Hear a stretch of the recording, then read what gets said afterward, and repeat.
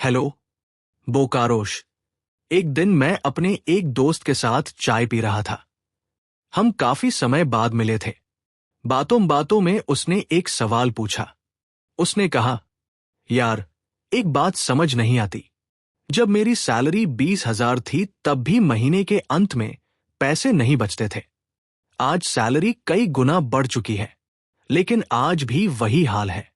पहले मुझे लगा ये सिर्फ उसकी समस्या है, लेकिन फिर मैंने आसपास देखना शुरू किया और एहसास हुआ कि ये समस्या सिर्फ उसकी नहीं है, शायद आपकी भी है, शायद मेरी भी। क्योंकि हम में से ज्यादातर लोग पूरी जिंदगी पैसा कमाने में लगा देते हैं, लेकिन बहुत कम लोग पैसे को समझने में समय लगाते हैं। और यही वजह है कि आज की इस वीडियो में हम बात करेंगे एक ऐसी किताब की जिसने दुनिया भर के लाखों लोगों की पैसे के बारे में सोच बदल दी। इस किताब का नाम है द साइकोलॉजी ऑफ मनी। और इस किताब ने मुझे एक ऐसी बात सिखाई जो शायद स्कूल में नहीं सिखाई जाती।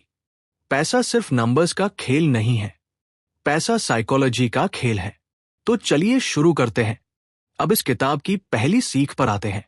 Money is a soft skill where how you behave is more important than what you know. पहली बार जब मैंने ये लाइन पढ़ी तो मैं कुछ सेकंड के लिए रुक गया, क्योंकि बचपन से हमें एक बात सिखाई जाती है, ज्यादा पढ़ोगे तो ज्यादा सफल बनोगे, ज्यादा सीखोगे तो ज्यादा कमाओगे। और ये बात गलत भी नहीं है, लेकिन लेखक यहां कुछ अलग कह रहे हैं।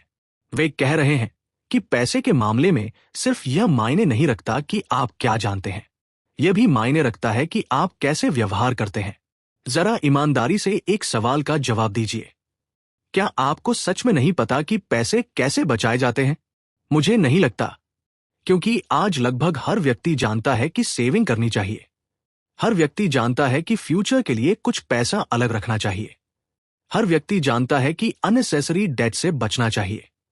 फिर भी हम में से बहुत से लोग वही गलतियां बार बार क्यों करते हैं? सोचिए, कितनी बार आपने खुद से कहा होगा, इस महीने थोड़ा पैसा बचाऊंगा, लेकिन महीने के अंत में फिर कुछ नहीं बचा। और मजेदार बात यह है, आपको पहले से पता था कि सही क्या है, फिर भी आप नहीं कर पाए। क्यों? क्योंकि प्रॉब्लम नॉलेज की नहीं थी। प्रॉब्लम उस समय शुरू होती है जब हमारी इमोशंस हमारे डिसीजन से बड़ी हो जाती है। जब कोई नया मोबाइल पसंद आ जाता है, जब हम किसी और की लाइफस्टाइल देखकर प्रभावित हो जाते हैं, जब हम खुद को समझाने लगते हैं, चलो यार, इतना तो चलता है, यही गेम बदल जाता है। और लेखक की यही बात मुझे सबसे ज्यादा पसंद आई। वे ये नहीं कह रहे कि अमीर बनने के लिए कोई सीक्रेट फॉर्मूला सीखो। वे सिर्फ इतना कह रहे हैं कि कई बार सही जानकारी होना काफी नहीं होता। उस जानकारी पर टिके रहना ज्यादा मुश्किल होता है, क्योंकि सही डिसीजन लेना मुश्किल नहीं है, सही डिसीजन पर लंबे समय तक टिके रहना मुश्किल है। और यही वह जगह है जहां ज्यादातर लोग हार जाते हैं। नॉलेज की कमी से नहीं, अपने ही बिहेवियर की वजह से। लेकिन यहां एक बात है जो शायद आपने भी नोटिस की होगी। पैसों के मामले में हर व्यक्ति अलग सोचता है। कोई अपना पूरा पैसा एफडी में रखता है, कोई गोल्ड खरीदता है, कोई प्रॉपर्टी खरीदता है, और कोई शेयर मार्केट में इन्वेस्ट करता है। मजेदार बात यह है, हर व्यक्ति को लगता है कि वही सही है और बाकी लोग गलती कर रहे हैं। मैं भी पहले ऐसा ही सोचता था। जब कोई कहता था कि वह अपना पैसा सिर्फ बैंक में रखता है, तो मुझे लगता था कि वह अपॉर्चुनिटी खो रहा है। जब कोई शेयर मार्केट से डरता था, तो मुझे लगता था कि उसे जानकारी नहीं है। लेकिन इस किताब ने मेरी सोच बदल दी। लेखक एक बहुत छोटी लेकिन गहरी बात कहते हैं, नो वन इज क्रेजी। कोई भी पागल नहीं है। पहली नजर में ये लाइन अजीब लगती है, लेकिन लेखक का मतलब कुछ और है।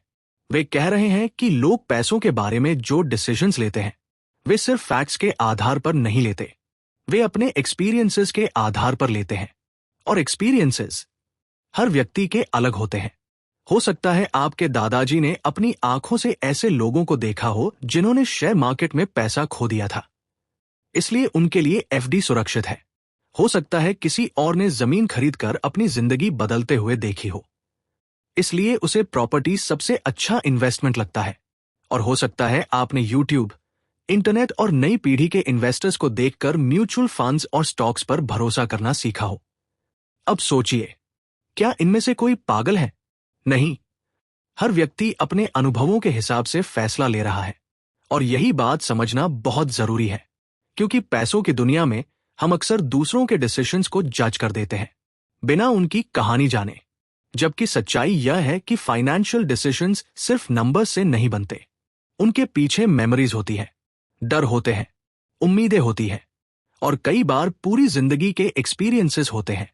यही वजह है कि एक ही अपॉर्चुनिटी को देखकर दो लोग बिल्कुल अलग डिसीजन ले सकते हैं, और दोनों को लग सकता है कि वे सही हैं।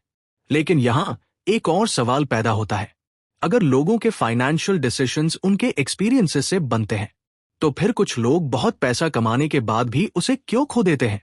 यही से शुरू होती है इस किताब की अगली और सबसे पावरफुल सीख।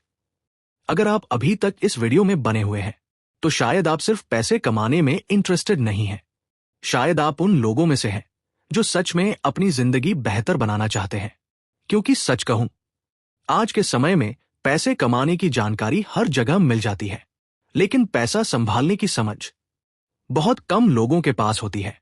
और शायद यही वजह है कि लेखक की अगली सीख इतनी पावरफुल है। Getting money and keeping money are two different skills. पैसा कमाना और पैसा संभाल कर रखना दो अलग अलग स्किल्स हैं। पहली बार ये लाइन पढ़कर मुझे लगा, इसमें नया क्या है? लेकिन फिर मैंने अपने आसपास देखना शुरू किया और एहसास हुआ कि हम में से ज्यादातर लोग पूरी जिंदगी सिर्फ पहली स्किल सीखते हैं, कैसे ज्यादा कमाएं, कैसे प्रमोशन ले, कैसे इनकम बढ़ाए। लेकिन बहुत कम लोग ये सीखते हैं कि जो पैसा आ चुका है उसे अपने पास कैसे रखा जाए। जरा सोचिए, आपने भी ऐसी कहानियां जरूर सुनी होंगी। किसी की जमीन बिकी और अचानक लाखों रुपए आ गए। किसी को विरासत में अच्छी खासी संपत्ति मिल गई। किसी का बिजनेस अचानक चल निकला, या किसी की सैलरी बहुत तेजी से बढ़ गई। उस समय सबको लगता है अब इसकी जिंदगी सेट है, अब इसे पैसों की कोई समस्या नहीं होगी।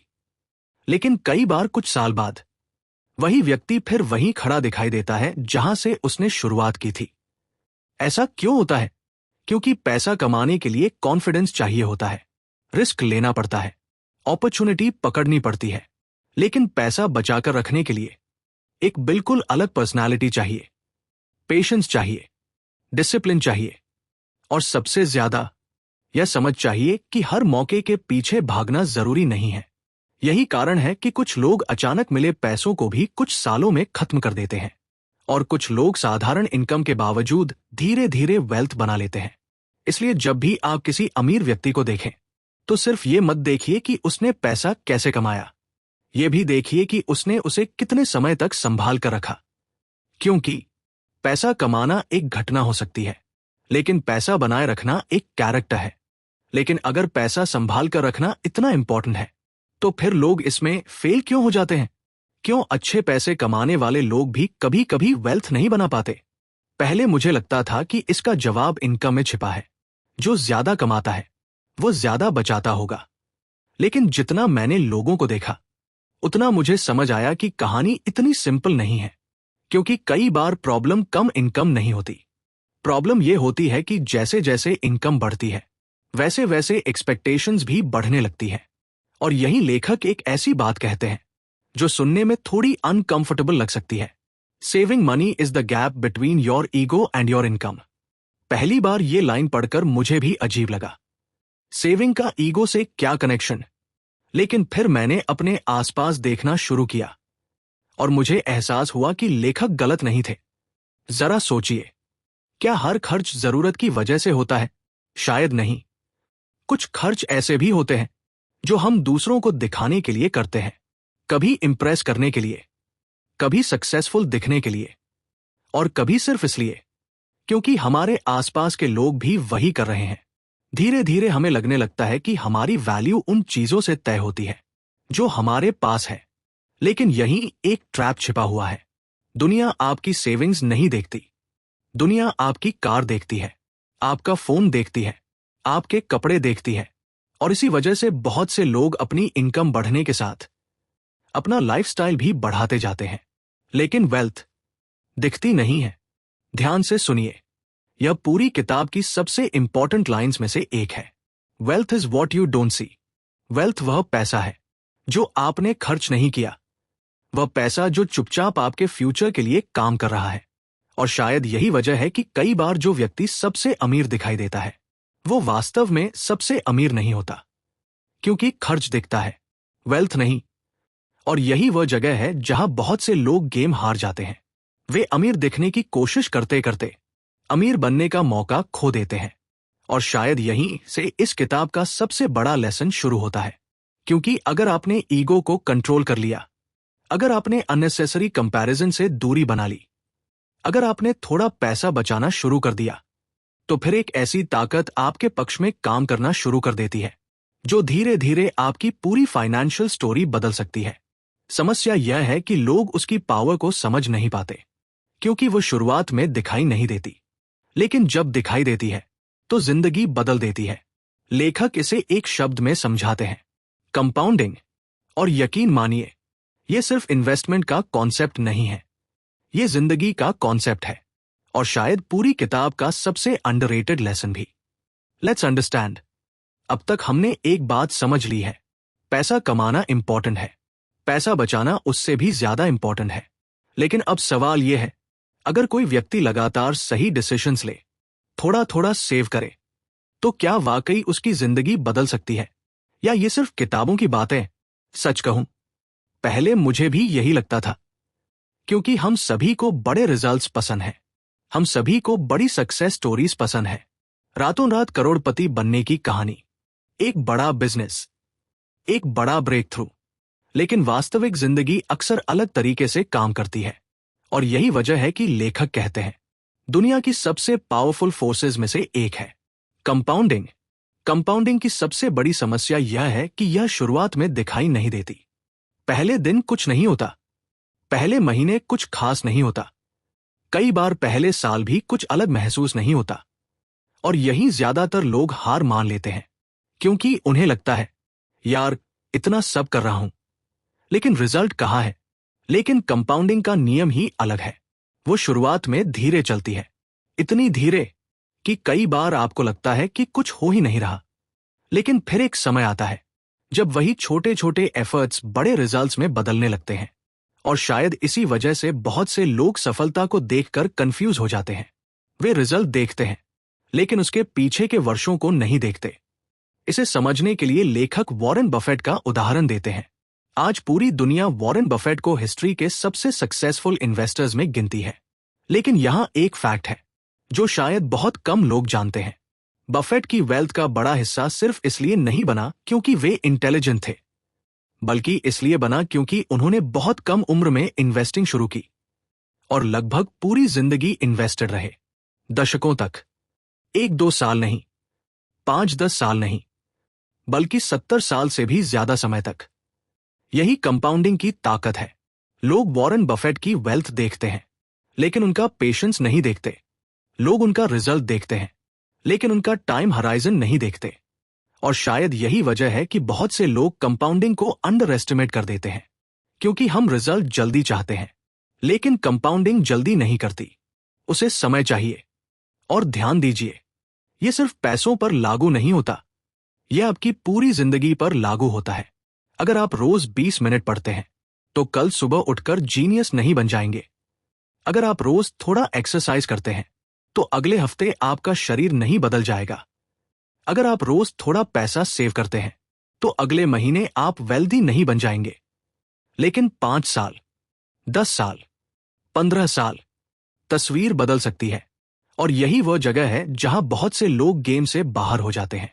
वे बीज बोते हैं, लेकिन पेड़ उगने से पहले ही जमीन खोदकर देखने लगते हैं कि कुछ हुआ या नहीं।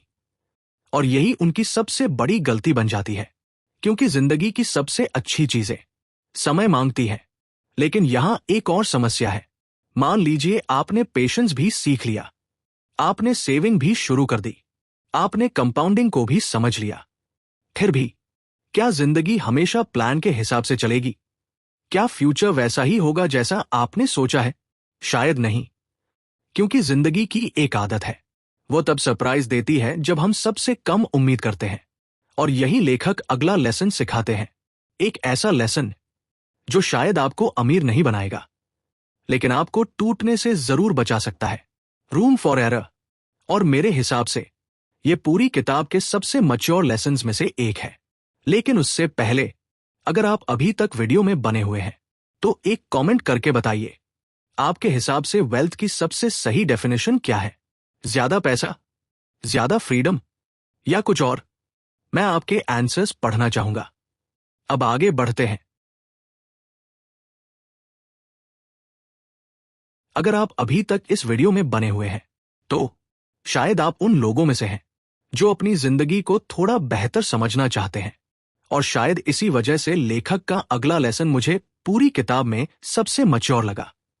क्योंकि अब तक हम बात कर रहे थे पैसा कैसे बनता है, लेकिन अब बात होगी पैसा कैसे बचता है। और उससे भी जरूरी, जब जिंदगी आपके खिलाफ जाए तब आप कैसे टिके रहते हैं। रूम फॉर एरर जिंदगी की एक सच्चाई है, वो किसी की प्लानिंग का सम्मान नहीं करती। आपने भी कभी न कभी ऐसा जरूर सोचा होगा, बस अगले साल तक सब ठीक हो जाएगा, बस ये प्रमोशन मिल जाए, बस थोड़ी इनकम और बढ़ जाए। लेकिन फिर जिंदगी कुछ और ही कर देती है। कभी अचानक कोई खर्च सामने आ जाता है, कभी कोई प्लान बदल जाता है, कभी कोई ऐसी सिचुएशन आ जाती है जिसकी आपने कल्पना तक नहीं की होती। और तब एहसास होता है समस्या प्लानिंग की नहीं थी। समस्या यह थी कि हमने मान लिया था कि सब कुछ प्लान के हिसाब से चलेगा। और यही मॉर्गन हाउसल एक बहुत पावरफुल बात कहते हैं, रूम फॉर एरर, यानी अपने जीवन में गलती और अनिश्चितता के लिए जगह छोड़ो। सुनने में सिंपल लगता है, लेकिन अगर आप ध्यान से सोचें तो यही चीज बहुत से लोगों को फाइनेंशियल स्ट्रेस से बचा सकती है। क्योंकि दुनिया का सबसे खतरनाक फाइनेंशियल प्लान वह है जिसमें सब कुछ परफेक्ट होना जरूरी हो, जहां जॉब हमेशा सेफ रहनी चाहिए, जहां इनकम हमेशा बढ़नी चाहिए, जहां कोई इमरजेंसी नहीं आनी चाहिए, जहां कोई मिस्टेक नहीं होनी चाहिए। क्योंकि वास्तविक दुनिया में ऐसा कभी नहीं होता। और शायद समझदार लोग भविष्य को प्रिडिक्ट नहीं करते, वे उसके लिए प्रिपेयर करते हैं। वे जानते हैं कि प्रॉब्लम आएगी, बस उन्हें यह नहीं पता होता कि कब आएगी। इसलिए वे अपने लिए थोड़ी एक्स्ट्रा सेविंग रखते हैं, थोड़ा एक्स्ट्रा पेशेंस रखते हैं, थोड़ा एक्स्ट्रा मार्जिन रखते हैं, ताकि जिंदगी का एक झटका उनकी पूरी जिंदगी को न हिला दे। और शायद यही फाइनेंशियल सक्सेस का सबसे अंडररेटेड सीक्रेट है। फाइनेंशियल सक्सेस का मतलब यह नहीं कि आपके साथ कभी बुरा नहीं होगा। फाइनेंशियल सक्सेस का मतलब यह है कि जब बुरा हो तो आप टूटे नहीं, क्योंकि आखिर में जीत उसी की होती है जो गेम में बना रहता है। और यहीं से हम इस किताब की सबसे खूबसूरत सीख पर पहुंचते हैं, एक ऐसी सीख जो शायद पूरी किताब का हार्ट है। क्योंकि अब सवाल पैसा कमाने का नहीं है, सवाल है हम पैसा चाहते ही क्यों हैं। फ्रीडम। अगर मैं आपसे अभी पूछूं आप ज्यादा पैसा क्यों कमाना चाहते हैं, तो शायद आपके जवाब कुछ ऐसे होंगे, अच्छा घर, परिवार की सिक्योरिटी, बच्चों की पढ़ाई, बेटर लाइफस्टाइल। और ये सभी जवाब बिल्कुल सही हैं। लेकिन अगर हम थोड़ा और गहराई में जाएं तो शायद हमें एहसास होगा हम वास्तव में उन चीजों के पीछे नहीं भाग रहे, हम उस फीलिंग के पीछे भाग रहे हैं जो वे चीजें हमें देती हैं। और यही लेखक एक ऐसी लाइन कहते हैं जिसने मुझे पूरी किताब में सबसे ज्यादा प्रभावित किया। The highest form of wealth is the ability to wake up every morning and say I can do whatever I want today. पहली बार ये लाइन पढ़कर मैं कुछ देर रुक गया, क्योंकि यहां वेल्थ को बैंक बैलेंस से नहीं मापा जा रहा, यहां वेल्थ को फ्रीडम से मापा जा रहा है। सोचिए, अगर आपके पास बहुत पैसा है लेकिन आपके पास अपने समय पर कंट्रोल नहीं है, तो क्या आप सच में अमीर हैं? और दूसरी तरफ, अगर आपके पास इतनी फाइनेंशियल फ्रीडम है कि आप अपने जीवन के महत्वपूर्ण डिसीजंस खुद ले सकें, तो शायद वही असली वेल्थ है। क्योंकि आखिर में पैसे की सबसे बड़ी ताकत खरीदने की ताकत नहीं है, चुनने की ताकत है। अपने समय को चुनने की ताकत, अपने काम को चुनने की ताकत, अपनी प्रायोरिटीज चुनने की ताकत। और शायद यही वजह है कि बहुत से लोग पूरी जिंदगी ज्यादा पैसा कमाने के पीछे भागते रहते हैं, जबकि उन्हें वास्तव में ज्यादा पैसा नहीं, ज्यादा फ्रीडम चाहिए होती है। और यही इस किताब का सबसे सुंदर विचार है। पैसे का अंतिम उद्देश्य अमीर दिखना नहीं है, पैसे का अंतिम उद्देश्य अपनी जिंदगी को अपनी शर्तों पर जीने की क्षमता हासिल करना है। क्योंकि अंत में सबसे अमीर व्यक्ति वह नहीं है जिसके पास सबसे ज्यादा पैसा हो। सबसे अमीर व्यक्ति वह है जिसके पास अपने समय पर सबसे ज्यादा अधिकार हो। और अब मैं आपको उसी चाय की दुकान पर वापस ले जाना चाहता हूं। याद है, वीडियो की शुरुआत में मैंने अपने दोस्त की बात बताई थी। वो दोस्त जो मुझसे पूछ रहा था, यार समझ नहीं आता पैसा जाता कहाँ है। लेकिन इस किताब को पढ़ने के बाद मुझे एहसास हुआ, शायद उसका सवाल गलत था। सवाल यह नहीं था कि पैसा कहाँ जा रहा है। सवाल यह था, वो पैसे से आखिर चाहता क्या था। क्योंकि अगर आपका लक्ष्य सिर्फ ज्यादा पैसा कमाना है तो ये दौड़ कभी खत्म नहीं होगी। हमेशा कोई आपसे ज्यादा कमाने वाला होगा, हमेशा कोई आपसे ज्यादा अमीर होगा, हमेशा कोई आपसे ज्यादा सक्सेसफुल दिखाई देगा। लेकिन अगर आपका लक्ष्य एक ऐसी जिंदगी बनाना है जहां आपके फैसले आपके हों, जहां आपका समय आपका हो, जहां पैसा आपकी सेवा करे और आप पैसे की नहीं, तो खेल पूरी तरह बदल जाता है। और शायद यही वजह है कि इस किताब का नाम साइकोलॉजी ऑफ मनी है।